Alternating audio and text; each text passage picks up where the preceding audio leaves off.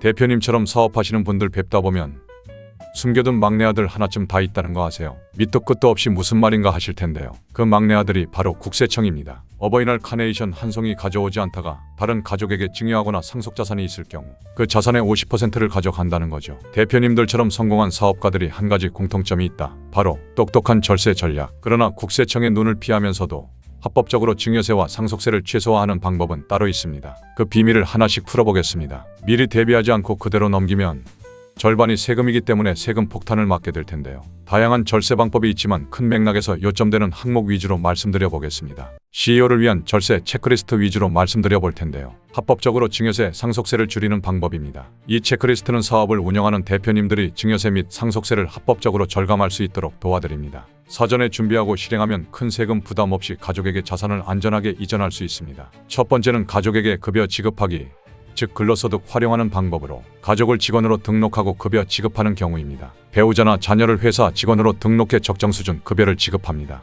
실질적인 업무 수행이 가능하도록 역할을 부여합니다. 경영지원, 마케팅, 재무 등의 업무를 말합니다. 급여 소득은 증여세가 아닌 소득세로 과세되므로 세율 부담이 낮습니다. 적정 급여 지급 기준 확인해 보겠습니다. 시장 평균 급여 수준을 참고하여 과다 지급을 방지합니다. 국세청 과세 리스크 회피하는 방법이기도 합니다. 가족이 수행하는 역할에 대한 정당한 보상 체계를 구축하게 됩니다. 예시 내용을 보겠습니다. 잘못된 방식은 대표 아들이 직원으로 등록되었지만 실제 출근하지 않는다. 세무조사 대상이 됩니다. 올바른 방식으로는 대표 아들이 경영지원팀에서 실제 업무 수행하고 시장 수준 급여 지급한다면 문제 없습니다. 두 번째는 법인 지분을 미리 분산하는 방법으로 할증 과세 피하기 위해서입니다. 자녀나 배우자에게 미리 지분 증여하는 경우로는 기업 가치가 낮을 때 일부 지분을 가족에게 분산해 증여세를 절감하고 주식 가치가 상승하면 미리 나눠준 지분의 가치도 커지므로 세금 부담이 최소화됩니다. 최대주주 할증 과세 최고 30% 피하는 경우에는 최대주주 지분율이 높으면 할증 과세 적용되기 때문에 주의해야 하고 미리 지분을 분산해 최대주주 요건에서 벗어나도록 관리합니다. 예시 내용으로는 잘못된 방식은 지분 80%를 대표가 보유한 상태에서 자녀에게 일괄 증여하면 할증 과세 30% 추가됩니다. 올바른 방식은 초기 단계에서 자녀에게 20에서 30% 미리 분배하면 할증 과세를 회피할 수 있습니다. 세 번째, 가업승계 공제 활용하는 방법으로 상속세를 대폭 절감할 수 있습니다. 가업승계 공제란 무엇이냐? 가업을 상속하는 경우 최대 600억 원까지 상속세 공제가 가능합니다. 기업을 10년 이상 운영해야 하며 상속 후 7년간 경영 유지 필수입니다. 적용 조건으로는 자산 총액 5천억 원 이하의 중견 중소기업이어야 하고 상속자가 10년 이상 기업에 종사해야 합니다. 예시 내용으로는 잘못된 방식은 상속 후 5년 만에 지분을 매각한다면 감면된 세금 전액을 추징받게 됩니다. 올바른 방식은 상속 후 7년 이상 가업 유지하면 최대 600억 원까지 절세됩니다. 네 번째, 금융상품 연금보험을 활용해 절세 효과를 극대화하는 방법입니다. CEO 및 가족을 피보험자로 하는 보험 가입 사례인데요. 연금보험,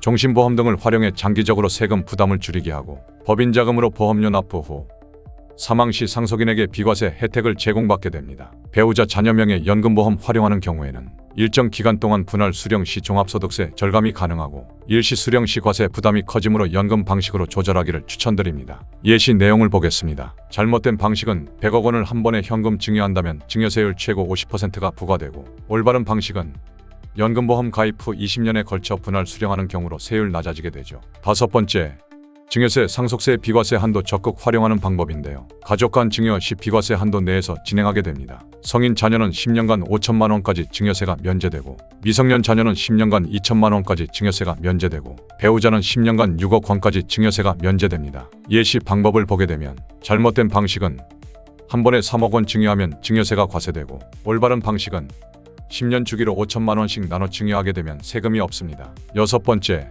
신탁 트러스트 활용하여 자산 이전하기입니다. 신탁을 활용하면 직접 증여보다 세금 부담이 적다는 특징이 있습니다. 자녀 명의로 신탁을 설정하여 관리하면서 수익권을 점진적으로 이전이 가능합니다. 직접 증여하면 높은 세금이 발생하지만 신탁을 활용하면 과세 이연 효과가 가능합니다. 예시 내용을 보면 잘못된 방식은 아파트를 자녀 명의로 직접 증여하는 경우 증여세 40%가 부과되고 올바른 방식은 자녀 명의의 신탁을 설정하고 점진적 이전한다면 세금 부담이 감소되는 효과가 있습니다. 마무리 말씀드립니다. 대표님을 위한 맞춤 절세 전략의 핵심 사항입니다. 급여를 활용해 가족에게 자산을 자연스럽게 이전하세요. 지분을 미리 나누어 할증 과세를 피하세요. 가업승계 공제를 적극 활용해 상속세 부담을 줄이세요. 금융상품과 신탁을 이용해 절세 효과를 극대화하세요. 비과세 한도를 적극 활용해 세금을 최소화하세요. 이 모든 절세 전략은 사전 준비가 핵심입니다. 지금부터 준비하면 국세청도 건드릴 수 없는 합법적인 절세가 가능합니다. 6개 항목의 구체적인 자료를 제공해 드릴 수 있습니다. 더보기를 누르시면 랜딩 페이지 링크가 있으니까